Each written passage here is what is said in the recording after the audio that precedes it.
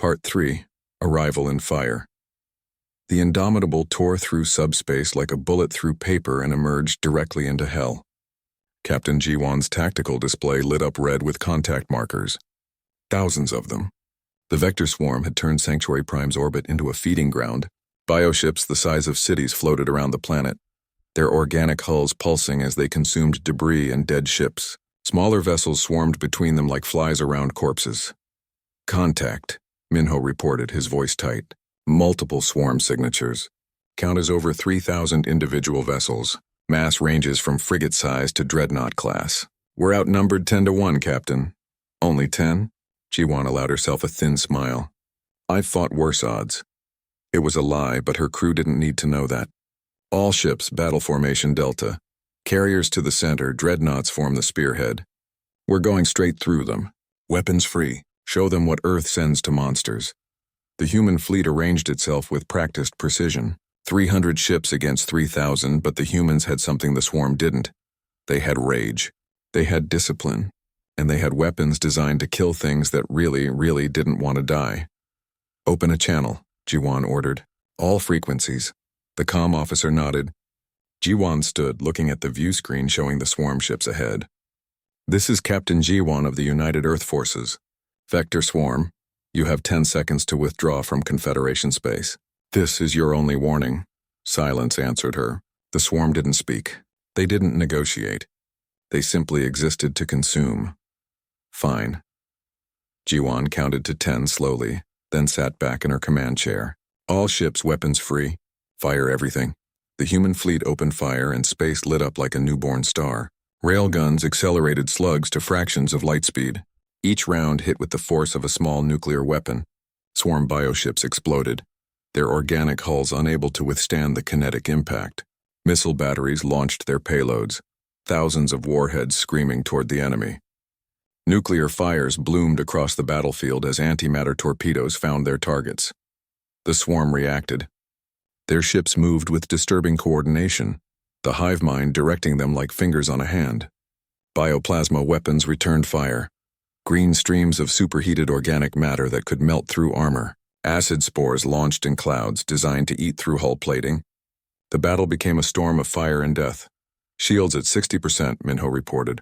Multiple impacts on the port side. Armor holding. Return fire. Concentrate on the large targets. I want those bio-titans burning. Seojin's voice came through the comm. Fighter squadrons launching. Time to dance with these ugly bastards. 200 strike fighters erupted from the carrier bays, spreading out in tight formations. Seojin led the first squadron, his fighter weaving between enemy vessels with impossible precision. His plasma cannons tore through swarm fighters, each burst reducing them to floating debris. Other pilots followed his lead, turning the space around the fleet into a meat grinder. But the swarm was learning. They always learned. Their ships began adjusting tactics, swarming human vessels in groups, overwhelming shields through sheer numbers. A human destroyer, the UES Valiant, took concentrated fire from a dozen swarm vessels. Jiwan watched helplessly as the ship's shields failed. Armor cracked and internal explosions tore it apart. 300 crew members died in seconds. Valiant is gone, Minho said quietly. We've also lost 2 frigates and the carrier Horizon is heavily damaged. Jiwan's jaw tightened. They were winning the exchange, killing 5 swarm ships for every human loss, but the enemy had numbers. They could afford to lose. Earth couldn't. Push forward. Get us to the planet. We need to link up with Confederation forces. The Indomitable's main cannon charged, drawing power directly from the reactor core. The entire ship dimmed as energy flowed into the massive weapon. Then it fired. A beam of coherent particles lanced out, punching through a swarm bio-titan like it was paper. The massive ship split in 2.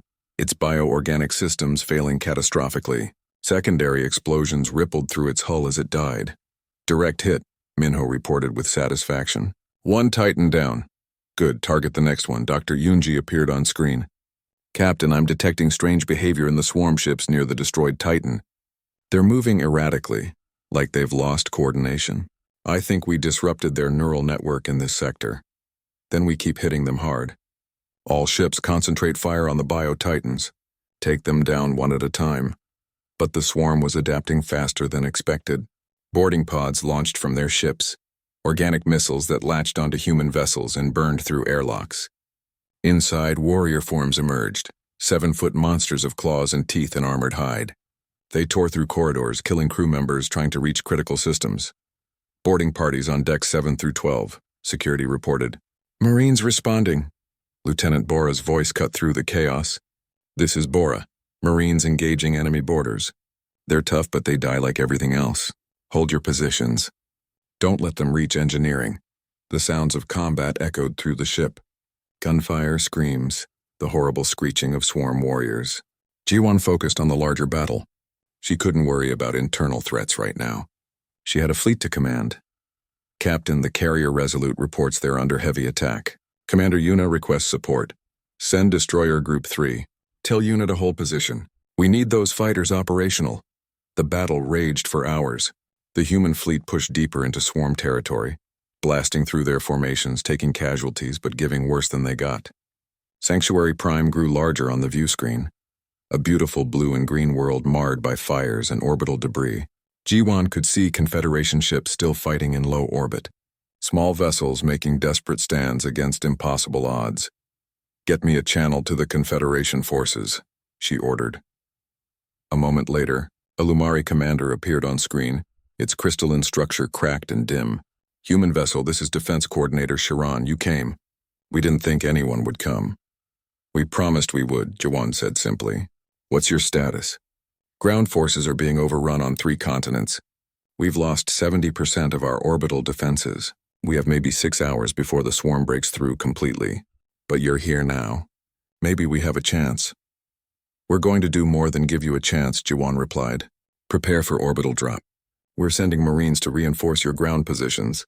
She switched channels. Minho launched the drop pods. Get Bora's Marines planetside. Target the major swarm concentrations. Understood, Captain. Launching now. Thousands of drop pods erupted from the human fleet, burning through the atmosphere like meteors. Inside each pod, Marines gripped their weapons and prayed to whatever gods they believed in. The pods slammed into the surface at terminal velocity, shock absorbers barely keeping the occupants alive. Doors blew open and Marines poured out, immediately engaging swarm warrior forms. Lieutenant Bora led her unit through a burning city, fighting block by block. Swarm warriors were everywhere, herding civilians toward processing centers. She saw what happened to those who reached the centers and felt rage burn through her veins. All units, weapons free. Kill everything that looks like a bug. Protect the civilians. Her Marines advanced with professional brutality. Pulse rifles tore through swarm armor. Grenades shredded their formations. Flame units burned them where they stood. This was urban warfare at its worst. Every building a potential ambush, every corner hiding death. But Marines had been fighting in cities since Earth had cities, and they were very, very good at it. In orbit, the battle continued. The Indomitable took another hit, this one breaching the hull on Deck 4. Emergency bulkheads sealed, but 50 crew members were lost to vacuum. Taeyang's voice came through, stressed but controlled. Captain, reactor output dropping. We're pushing beyond safe limits. I can give you maybe another hour of full power, then we need to throttle back or risk a core breach. Ji-won looked at her tactical display. They had destroyed maybe a third of the swarm fleet, but more kept coming. She needed a decisive blow, something to break their coordination completely. Then she remembered what Yoonji had said about the neural network. Minho, plot a course to the largest bio-titan, the one feeding directly on the planet. Minho looked at her in surprise. Captain, that's suicide. We'd have to go through their entire fleet. I know. Do it anyway. All ships form up on the Indomitable. We're going to ram that thing. Silence fell across the bridge. Then Minho nodded slowly. Understood, Captain. All ships, you heard the captain. Formation assault pattern Omega. Target the bio-titan. Full burn. The human fleet concentrated, pouring all their firepower forward, carving a path through the swarm. Ships died on both sides, but the humans kept pushing, kept fighting, kept driving toward that massive target, and the swarm for the first time seemed to hesitate. They had never encountered anything like this before. They had never faced an enemy that would deliberately destroy itself just to hurt them. They were about to learn what humanity meant by determination. Part 2. Gathering Storm Captain. Ji-won stood on the bridge of the UES Indomitable, watching 300 ships appear on the tactical display. Dreadnoughts, carriers, cruisers, destroyers, and support vessels. Every warship Earth could spare. They hung in space above Earth's moon, engines already burning hot for the jump that would take them halfway across the galaxy. This was humanity's war fleet, and they were about to do something completely insane. "Status report," G1 said, her voice carrying across the bridge. She was 43 years old, with gray streaking through her black hair and scars on her hands from a dozen battles. She had fought pirates in the Outer Rim, put down 3 rebellions, and once held a station against raiders for 8 days with no reinforcements. But this was different. This was a mission with no retreat, no backup plan, no second chances. Commander Minho looked up from his station. "All ships report ready, Captain. Fuel reserves at maximum. Ammunition loaded. Marines embarked. Engineering says the jump will drain our reserves to 20%. We'll have enough to fight, but not enough to come home." G1 nodded. She had expected this. The distance was too great, the jump too extreme. They would arrive at Sanctuary Prime with barely enough fuel to maneuver. If they won, the Confederation would have to help them refuel. If they lost, well, fuel wouldn't matter anymore. "What's our estimated arrival time?" 68 hours at maximum jump speed," Minho replied. "We'll drop right into the combat zone. No time for reconnaissance or formation adjustment. We hit them the moment we arrive." "Good." G1 pulled up the tactical data on Sanctuary Prime. The situation was worse than she had imagined. The swarm had surrounded the planet with thousands of bioships. Orbital defenses were almost gone. Ground forces were being pushed back on every continent. The Confederation was dying, and they had less than 3 days to get there. Lieutenant Bora entered the bridge, her marine combat armor still marked with scorch marks from training. "Captain, ground forces are ready. 5,000 Marines across the fleet. We've studied everything we know about swarm warrior forms. They're fast, strong, and they hunt in packs, but they bleed, and anything that bleeds can be killed." G1 respected Bora. The young Marine had earned her rank fighting in situations where most soldiers would have broken. She was tough, smart, and absolutely fearless. They would need that kind of courage in the days ahead. "How are your troops holding up?" "They're ready to fight, Captain. Most of them are veterans of the Rim Wars. They know what we're getting into." Bora paused. "They also know why we're doing it.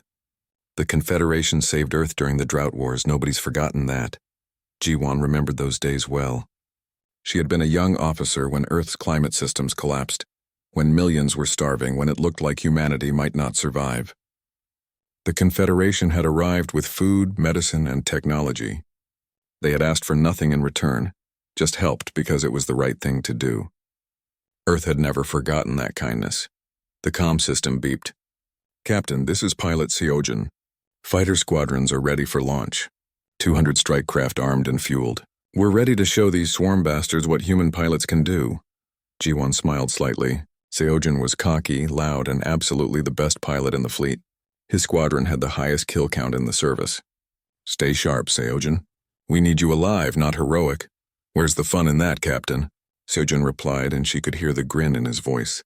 "Besides, heroic is kind of our thing now." Chief Engineer Tae Yang appeared on her screen, his face smudged with grease. "Captain, I've pushed the reactors as far as they'll go.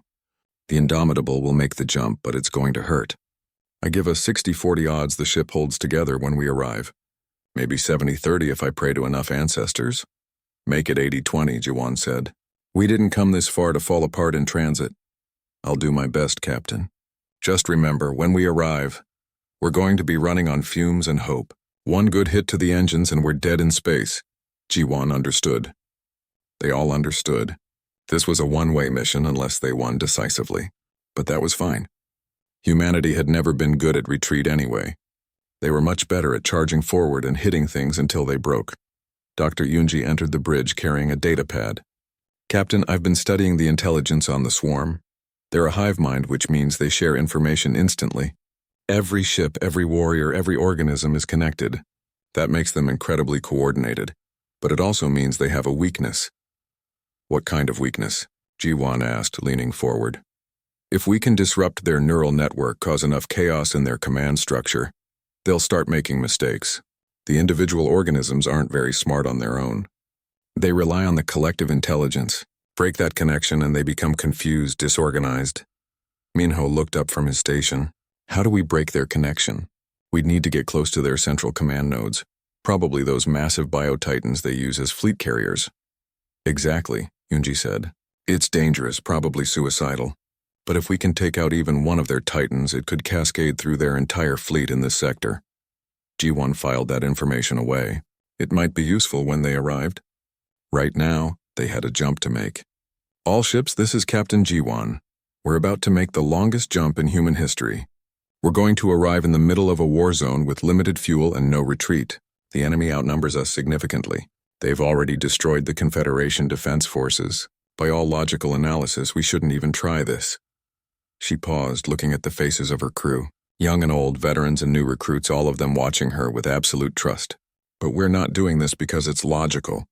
We're doing it because 20 years ago, the Confederation saved Earth when we needed help. We're doing it because 5 trillion innocent people are about to die. We're doing it because that's who we are. We're humanity. We're the species that charges into impossible situations because someone called for help. Ji-won stood up from her command chair. Our ancestors built monuments that lasted thousands of years. Today we become the monument. If we fall so hard the universe remembers. We're going to show the swarm what happens when they threaten humanity's friends. All ships prepare for jump. Maximum speed. Destination Sanctuary Prime. And may whatever gods are listening have mercy on the swarm because we sure as hell won't. The fleet acknowledged. 300 ships aligned their jump coordinates simultaneously.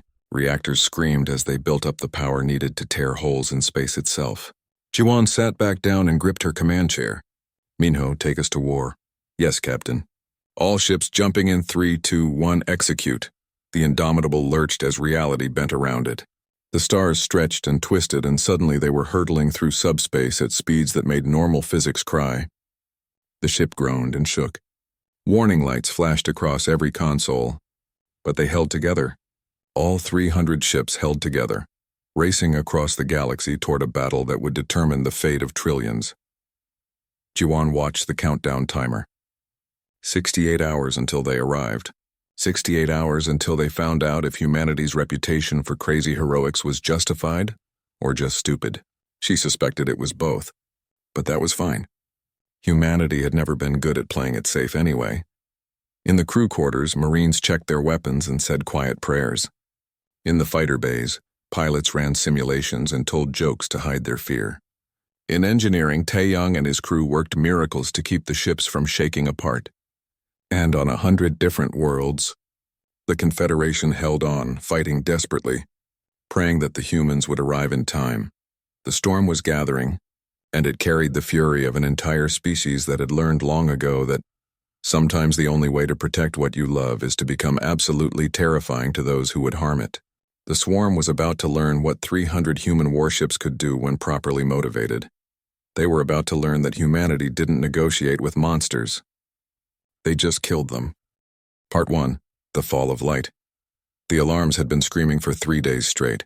Ambassador Hemmon stood at the observation window of the Confederation Council chambers, watching the sky burn. Sanctuary Prime, the jewel of the peaceful alliance, was dying. Massive shapes moved through the clouds like sharks through blood-red water. The vector swarm had arrived, and they were hungry. Behind her, the council chamber erupted in chaos.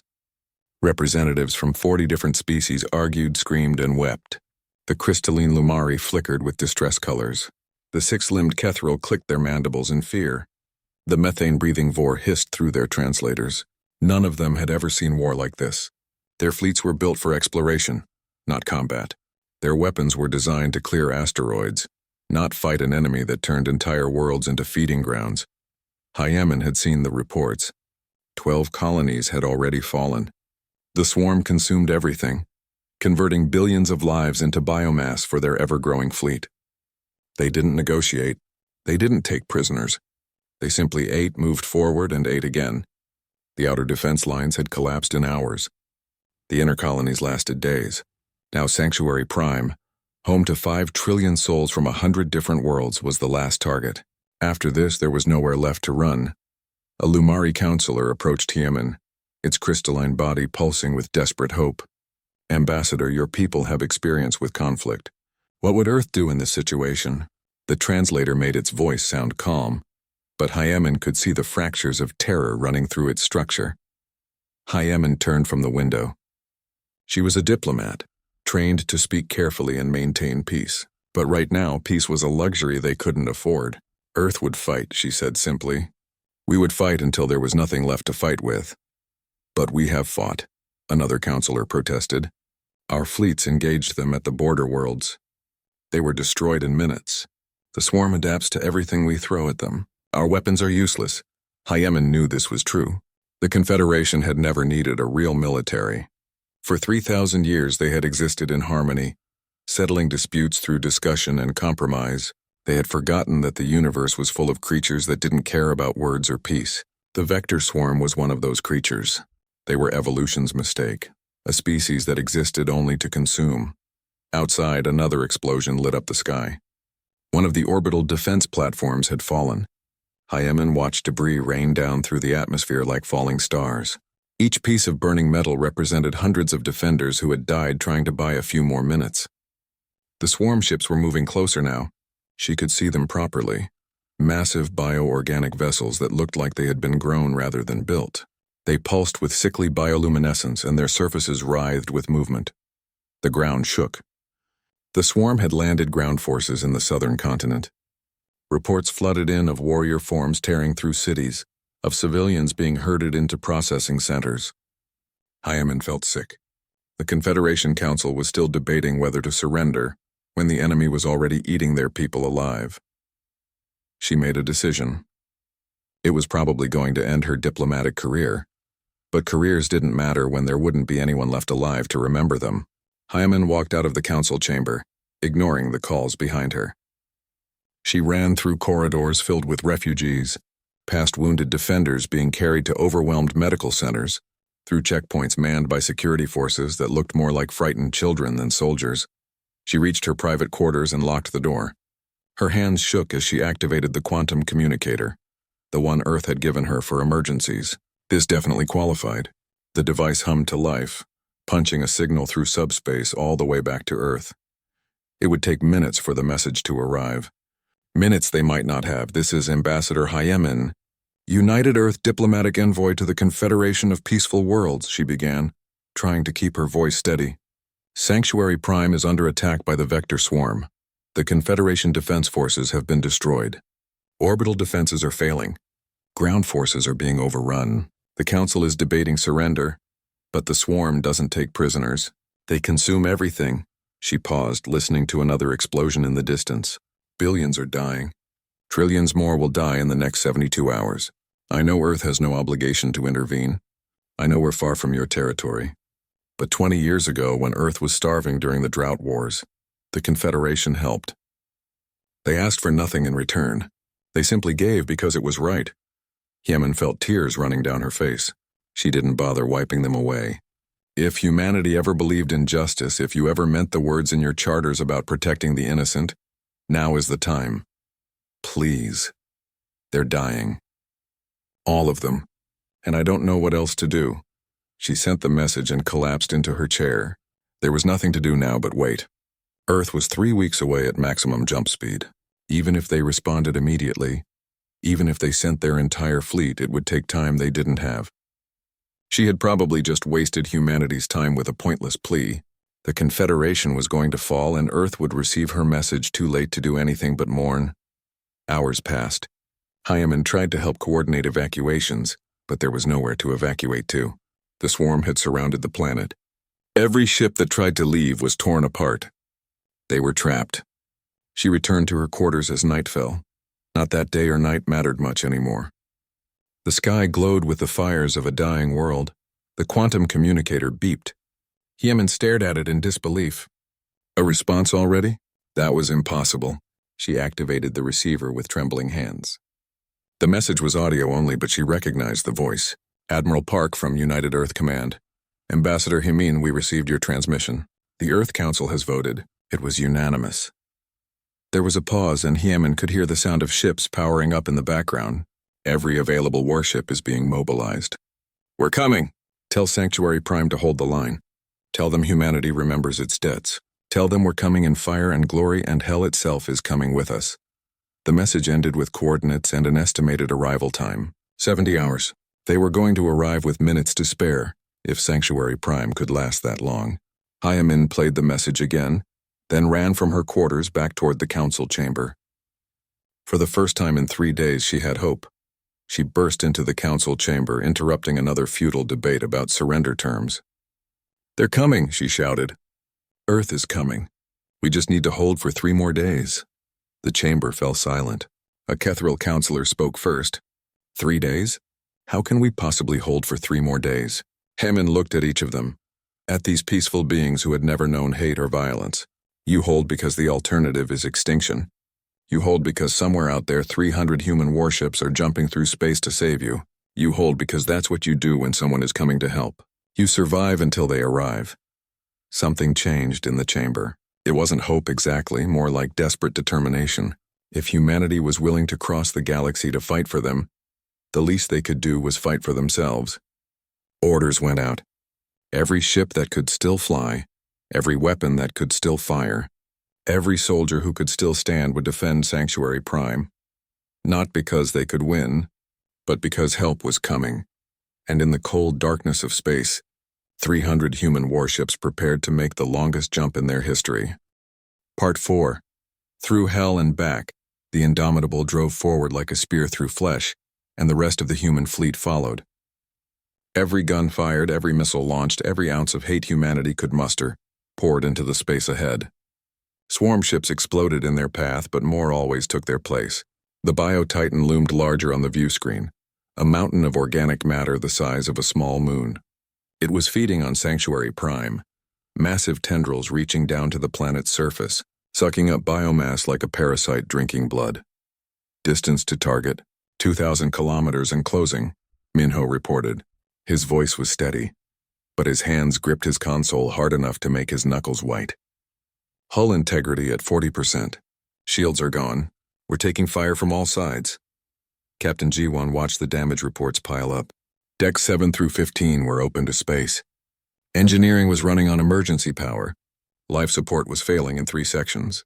The Indomitable was dying, torn apart by swarm weapons, but she was still moving forward. That was all that mattered. Taeyang, status on the reactor? The engineer's face appeared on screen, covered in sweat and soot. Behind him, fires burned and crew members rushed to contain damage. "Captain, the reactor is redlining. I've pushed it past every safety limit we have. We're running on pure spite at this point. If we hit that Titan at full power, the reactor will breach. The explosion will be big enough to see from the next star system." "Good," Jiwon said simply. "That's exactly what I'm counting on. Keep us moving." Seojin's squadron flew cover, his fighters weaving through the storm of fire. "Captain, this is insane even by human standards." "I love it. My squadron will clear a path. Try not to die before you hit that thing." 200 strike fighters dove into the swarm formations, sacrificing themselves to give the Indomitable a clear run. Seojin's plasma cannons blazed continuously, his targeting computer screaming warnings that he ignored completely. He destroyed 3 swarm fighters, then 4, then lost count. One of his wingmen died when a bioplasma burst caught his fighter. Another vanished in a cloud of acid spores. But they kept fighting, kept clearing the path because that's what you did when your flagship was making a suicide run. Down on Sanctuary Prime, Lieutenant Bora fought through streets filled with swarm warriors. Her armor was scorched, her rifle nearly out of ammunition, but she kept pushing forward. "All units, fall back to the evacuation centers. Protect the civilians. If we're going to die today, we die buying time for people to live." Her Marines formed defensive lines, turning every building into a fortress. Swarm warriors threw themselves at the human positions in waves, dying by the dozens. But there were always more. Bora shot one warrior in the face, smashed another with her rifle butt when she ran out of ammunition, then drew her sidearm and kept fighting. Around her, Marines fought with the same desperate ferocity. They were outnumbered 20-1, but they were holding. Barely. A Confederation civilian, a young Lumari child, huddled behind Bora's position. The child's crystalline surface was cracked with fear, its color dim. "Are we going to die?" it asked through its translator. Bora reloaded her pistol and fired 3 shots into an approaching warrior. "Not today, kid. Humans don't know how to quit. It's kind of our thing." In orbit, the Indomitable was 500 kilometers from the Bio-Titan now, close enough to see the details of its surface, the pulsing organic systems, the massive feeding tendrils, close enough to see the thousands of smaller swarm ships surrounding it, like protective cells around a vital organ. They knew what the humans were trying to do, and they were desperate to stop it. All power to engines and forward shields, Jiwan ordered. Forget weapons. Forget life support. Everything goes into getting us to that target. The ship's lights dimmed to emergency only. The temperature dropped as environmental systems shut down. But the Indomitable accelerated, pushing through the swarm defensive line. Smaller ships rammed them, trying to slow them down. Bioplasma weapons melted through the hull. The view screen showed nothing but fire and chaos and the growing mass of the Bio-Titan ahead. 300 kilometers, Minho counted down. 250, 200. On other human ships, crews watched the Indomitables run. They knew what was about to happen. Commander Yuna, in command of the carrier Resolute, spoke into the fleet channel. All ships honor the Indomitable. Give them cover. Make sure their sacrifice counts. The surviving human vessels concentrated their fire, creating a corridor of death that protected the flagship's approach.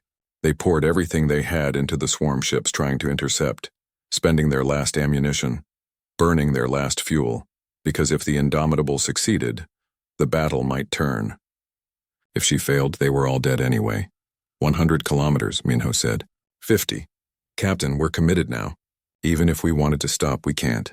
I never wanted to stop, G1 replied. She activated the ship-wide comm. All hands, this is the captain. Abandon ship. Get to the escape pods. That's an order. Across the Indomitable, crew members ran for the pods. Hundreds of small capsules ejected from the dying ship, spreading out into space. Seojun's squadron moved to protect them, gathering the pods like a shepherd protecting sheep. But not everyone left. In engineering, Taeyang stayed at his console, hands flying over the controls.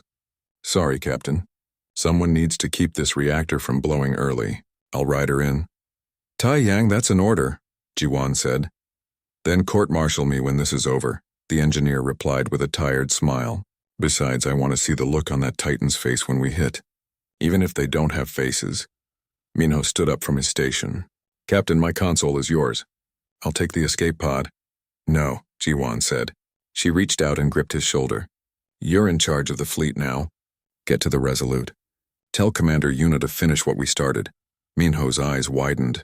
Captain, you can't. That's an order, Commander. Now go. Minho hesitated, then saluted. It's been an honor serving with you, Captain. The honor was mine. Now get off my ship before I have you thrown off. Minho ran for the escape pods. Jiwan sat alone on the bridge, watching the Bio-Titan fill her view screen. It was massive beyond comprehension, a living mountain that had consumed entire worlds. In a few seconds, it was going to learn that sometimes mountains could be moved. Sometimes they could be shattered. And sometimes humanity decided something needed to die so badly that they would ride a nuclear explosion into it just to make sure. 20 kilometers, she said to herself. 10-5. The Bio-Titan finally seemed to realize what was happening.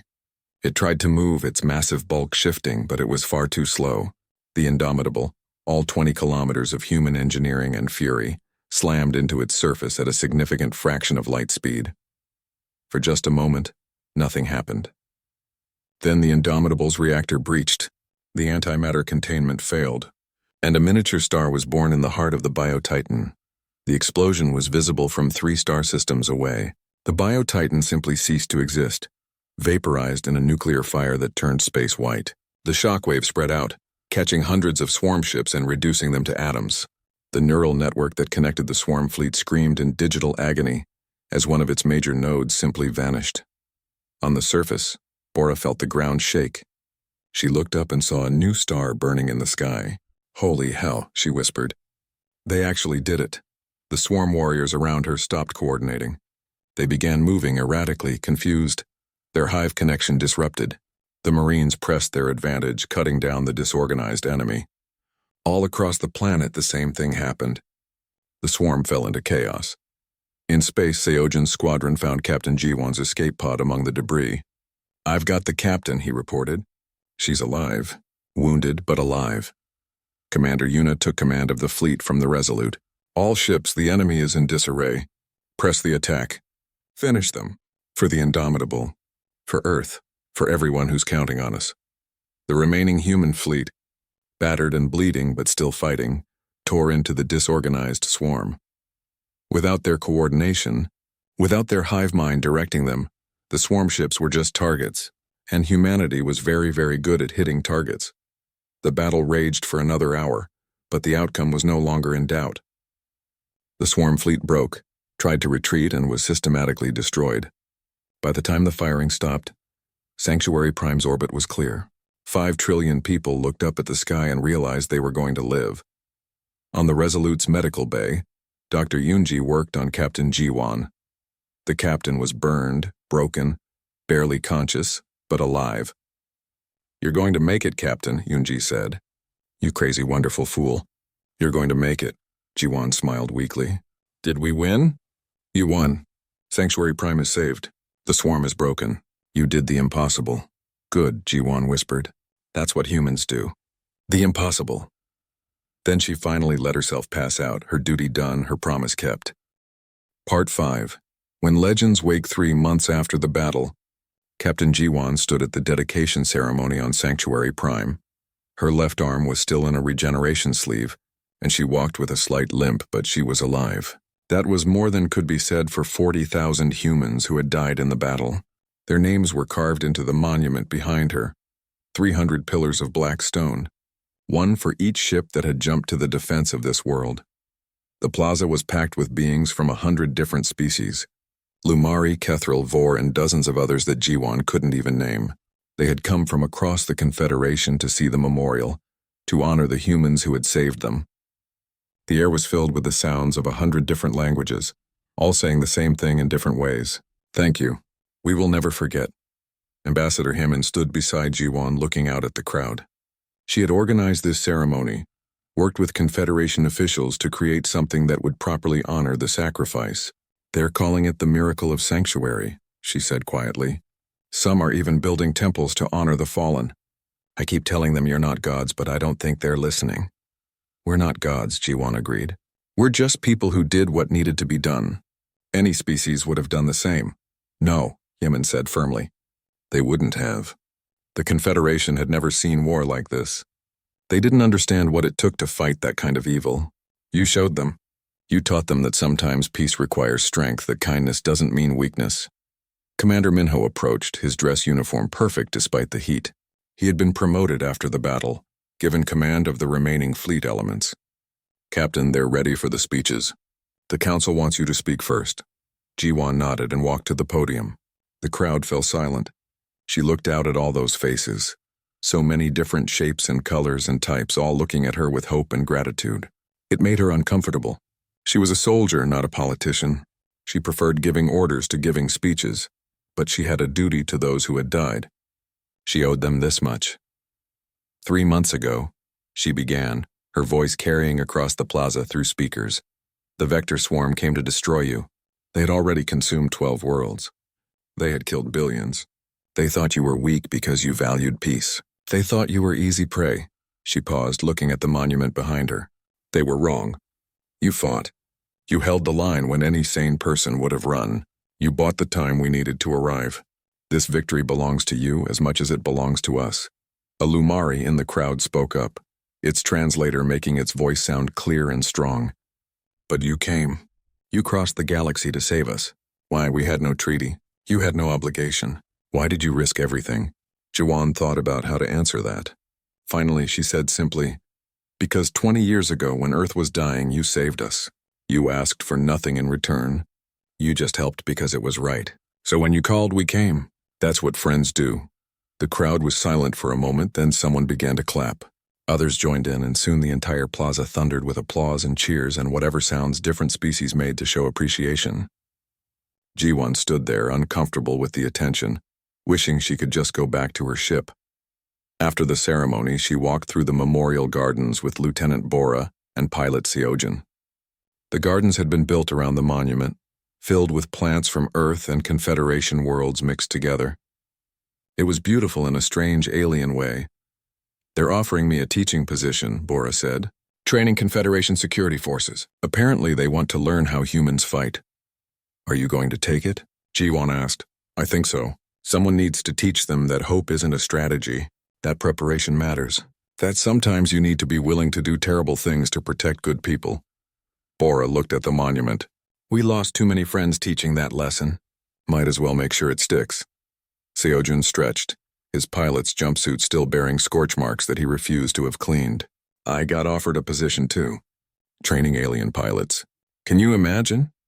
Teaching Lumari how to do barrel rolls. This is going to be hilarious. Try not to kill your students, G1 said dryly. No promises, Captain, but I'll teach them good. By the time I'm done, the Confederation will have pilots that can actually fight. Maybe next time someone tries to eat them, they won't need us to fly halfway across the galaxy. They walked in silence for a while, each lost in their own thoughts. Finally, G1 spoke. Do you think we'd do it again? If another species called for help? Every damn time, Bora replied without hesitation. That's who we are. That's what makes us human. We're the species that charges into hell when someone calls for help. Seojin nodded. Besides, our reputation is going to be amazing now. The whole galaxy knows not to mess with humanity's friends. That's worth 40,000 lives, isn't it? G1 wasn't sure. She didn't think you could measure lives against reputation, but she understood what he meant. The galaxy had changed. Species that had viewed humanity as young and reckless now saw them as powerful protectors. Predator species that had eyed Confederation worlds with hunger now thought twice.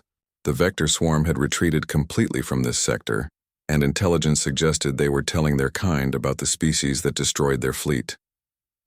Ambassador Hyemen found them in the gardens. Captain, the Confederation Council wants to speak with you. They're proposing a formal alliance. The Treaty of Sanctuary, they're calling it. A defensive pact between Earth and the Confederation. What are the terms? G1 asked. You provide military protection and training. They provide resources, technology, and support. It's a mutual defense treaty. If either side is attacked, both respond. They're also offering to build shipyards in this system to help rebuild your fleet. Better ships using combined human and Confederation technology. G1 thought about it. It made sense. The Confederation had resources and knowledge, but no military tradition. Humanity had military expertise, but was resource-limited compared to a civilization spanning hundreds of worlds. Together they could be strong enough that nobody would dare attack. Tell them we accept, but make it clear we're not conquerors. We're protectors. We don't want to rule anyone. We just want to make sure nobody gets eaten by space monsters. Hyemen smiled. I think they understand that now. They've seen what you're willing to sacrifice to protect people you barely know. That's worth more than any treaty. Dr. Yunji appeared carrying her ever-present datapad. Captain, you should see this. We've been analyzing the swarm samples we captured. With Confederation help, we've developed a bioweapon that can disrupt their neural network. If the swarm ever comes back, we'll be ready. Good, G1 said. Make sure every Confederation world gets the formula. And send it to Earth too. We should share this with everyone. Already done. The Confederation Council voted to make it open knowledge. No species should face the swarm unprepared. Chief Engineer Taeyang joined them, somehow looking even more grease-stained despite the formal occasion. He had survived the Indomitable's destruction by staying in an armored engineering section that had broken off intact.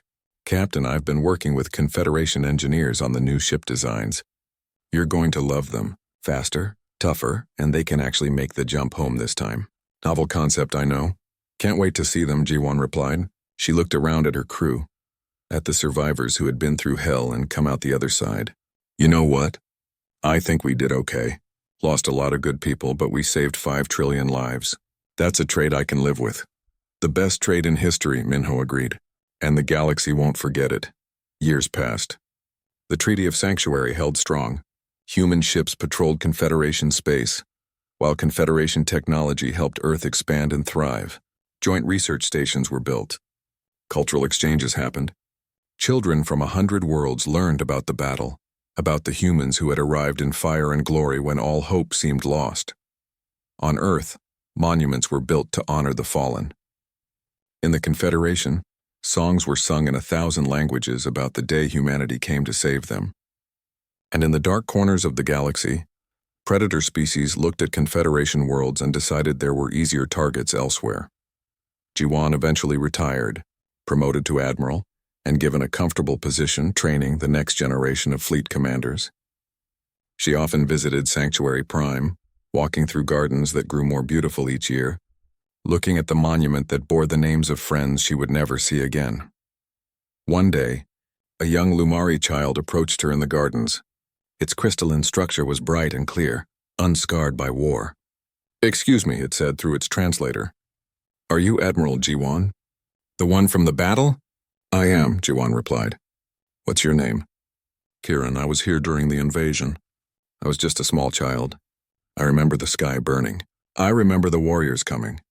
And then I remember looking up and seeing your ships and knowing we were going to live. The child paused. Is it true what they say? That humans always come when called? That you never abandon your friends?